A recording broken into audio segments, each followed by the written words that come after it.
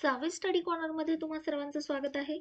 आजच्या व्हिडिओमध्ये आपण महाराष्ट्र शिक्षक अभियोग्यता आणि बुद्धिमत्ता चाचणी म्हणजेच टेट परीक्षेमध्ये आतापर्यंत आलेले मराठी भाषेवरील प्रश्न पाहणार आहोत.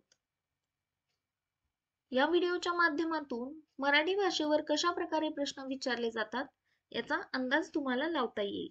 त्यामुळे व्हिडिओ स्किप न करता पूर्ण पहा आणि माझ्यासोबतच प्रश्नांची उत्तरे देण्याचा देखील प्रयत्न करा. प्रश्न पहिला, पुढील म्हण पूर्ण करा. अति तिथे माती. प्रश्न दुसरा, कल्याण या शब्दाचा समानार्थी शब्द कोणता? हित. नयन या शब्दाची संधी सोडवा. याचे योग्य उत्तर ऑप्शन क्रमांक 2 ने अधिक अन. हितवादी या शब्दाचा विरुद्धार्थी शब्द कोणता? हितवादी या शब्दाचा विरुद्धार्थी शब्द दुष्ट. समानार्थी शब्द विचारलेला असता तर हितचिंतक, हितैषी हे असू शकतं किंवा हितेच्छू. नदी पलीकडे हिरवे रान आहे या वाक्यातील विशेषण ओळखा. याचे योग्य उत्तर हिरवे. नामाबद्दल विशेष माहिती सांगणारा शब्द म्हणजे विशेषण. पारा चढणे या वाक्प्रचाराचा अर्थ काय? याचा अर्थ आहे खूप रागवणे. पारा चढणे म्हणजे खूप रागवणे. खालीलपैकी शुद्ध वाक्य कोणते?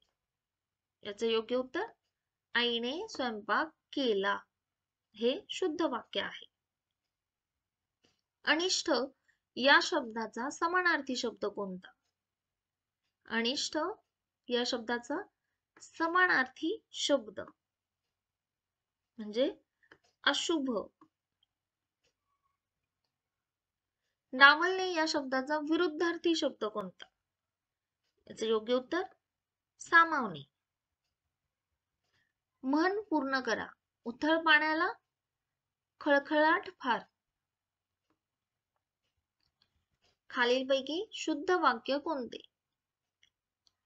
ऑप्शन क्रमांक 1 म्हणजेच घराची पडझड झाली हे शुद्ध वाक्य आहे. खालीलपैकी पुल्लिंगी शब्द ओळखा. पुल्लिंगी शब्द कसा ओळखणार?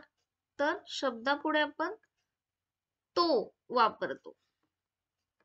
मग आता बघा, तो रुमाल हे बरोबर आहे. तो पगडी होतं का? नाही. तो पागोटे नाही.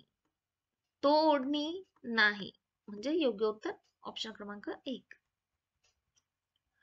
वैपुल्य या शब्दाचा समानार्थी शब्द कोणता?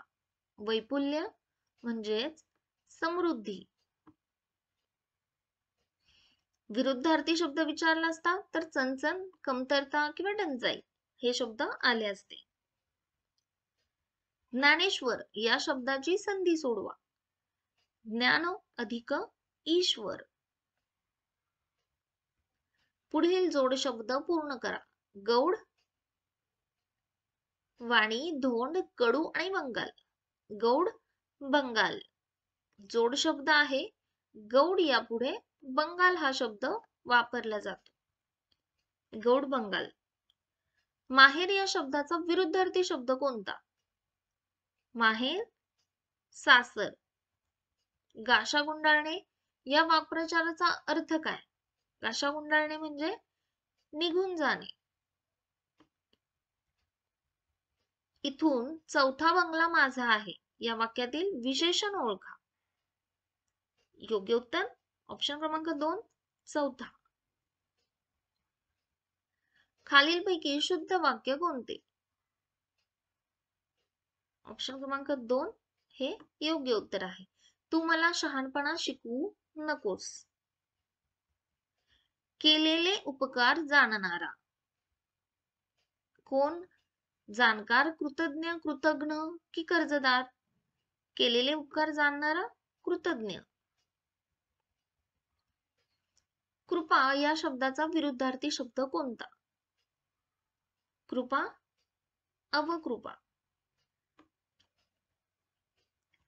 माझ्या भावाचे कापड दुकान आहे या वाक्यातील विशेषण ओळखा.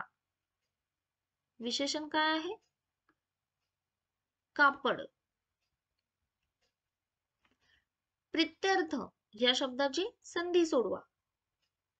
याचे योग्य उत्तर प्रीती अधिक अर्थ. खालीलपैकी अशुद्ध शब्द कोणता?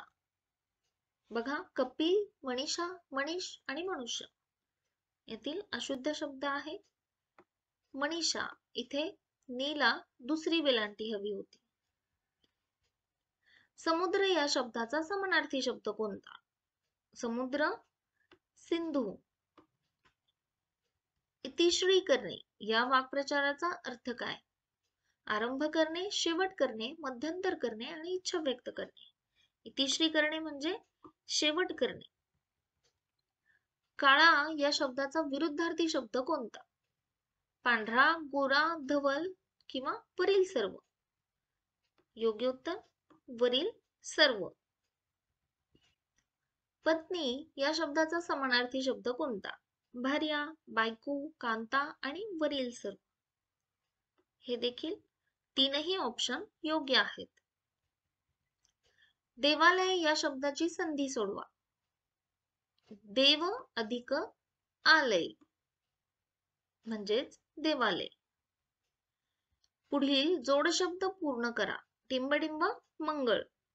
मंगळच्या समोर म्हणजेच पुढे आपल्याला शब्द जोडायचा होता, तर या ठिकाणी टंगळ हा शब्द येतो. टंगळ मंगळ. बघा, अशा प्रकारे आपण आज फक्त प्रश्न कसे येतात याबद्दल माहिती घेतलेली आहे, किंवा हे प्रश्न फक्त डोळ्याखालून घालवलेले आहेत. तुम्हाला जर प्रश्नांच्या स्पष्टीकरणाची गरज वाटत असेल तर मला कमेंट सेक्शन मध्ये नक्की कळवा. मी प्रश्नांचं स्पष्टीकरण देण्याचा देखील प्रयत्न करेन. या व्हिडिओ प्रमाणेच आपल्याला आतापर्यंत परीक्षेमध्ये आलेले बाकी विषयांवर देखील प्रश्न अभ्यासायचे आहेत. त्यामुळे चॅनलवर नवीन असाल तर चॅनल सबस्क्राईब करायला विसरू नका, म्हणजेच नवीन व्हिडिओ टाकल्यानंतर ते नोटिफिकेशन तुमच्यापर्यंत नक्की पोहोचेल. भेटूया अशाच एका व्हिडिओमध्ये. धन्यवाद.